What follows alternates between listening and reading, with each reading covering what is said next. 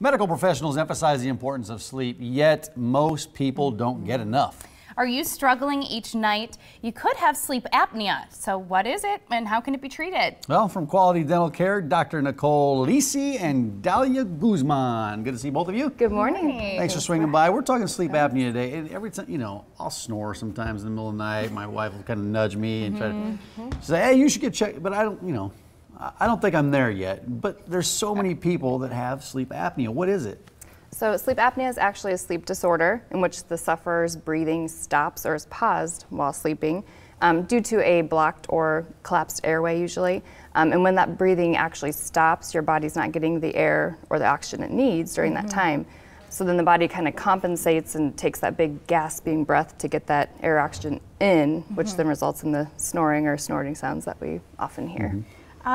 So how long are you stopping breathing? Just for a few seconds, right? It actually depends. So some people it's just a few seconds, some people up to a couple minutes, and it can happen a couple times in the night or 100 times in the night, just depending on the person and the night. And that can be dangerous. I mean, especially when you're not going without air for that long. Absolutely. It can have some negative effects if it's not treated. Right. And then it affects your daily lifestyle as well. And fatigue. how does it do that? Exactly. So the biggest thing is the fatigue, you know, so you worry about people falling asleep at the wheel, causing traffic accidents, but also just negatively impacting your daily performance at work or at school. We've had people tell us they fall asleep in class or in work meetings because they're so tired from not getting restful sleep. I mean, it can also, you know, worsen disorders that you already have, like ADHD, migraine headaches, acid reflux, depression, obesity, you know, weight gain. It also can lead to things like heart disease, stroke, diabetes, high blood pressure. So negative impact for sure. Yeah, there's a lot of different symptoms. You named off some of those, but I guess how do you diagnose sleep apnea? How's it diagnosed? So the main way that you diagnose sleep apnea is through a sleep study. At our office specifically, we use a device. It's called a watch pat. You actually tie it around your wrist. And you take it overnight at home, which is nice because what better way to really see your sleep patterns than in the comfort of your own home. Your own environment. I've always been afraid to get a sleep study because I'm thinking, well, if I have to sleep somewhere in a strange cold room, how is that a good judge of my sleep? Yeah, and I'm going to sleep anyway. So it just goes, and it's comfortable. This goes on your wrist, and that will read the patterns then of your sleeping. Exactly, yep. Okay, so what are the risk factors of sleep apnea? So sleep apnea can affect anyone of all ages, but definitely some of the things that you want to look for are enlarged tongue or large neck.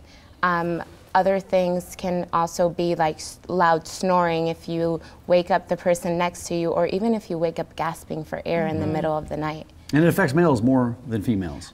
Yes, but in our office, actually, we have had more females than we have had males. And we've had patients 25 years old, which, I mean, if you notice things like excessive daytime sleepiness or acid indigestion, you definitely want to go see the doctor right away and get tested for sleep apnea. I might have sleep apnea. I'm serious. I thought it's insomnia. Maybe I have sleep apnea. Yeah, but there's a number of different treatment methods, and you provide some of those in your office. Where do you want to start with that? We do. So most times, most medical doctors, when they diagnose it, will start with what's called a CPAP machine.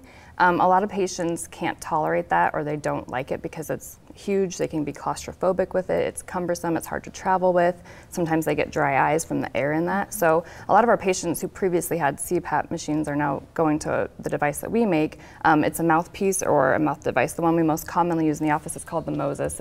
We brought you can see it on the screen there. Oh, perfect. But you brought it as well. So let's see this. Yeah, so it's much smaller. It pops in your mouth, connects to the top and bottom teeth. It brings that bottom jaw forward. And it's just that blue part, you're not putting that hole.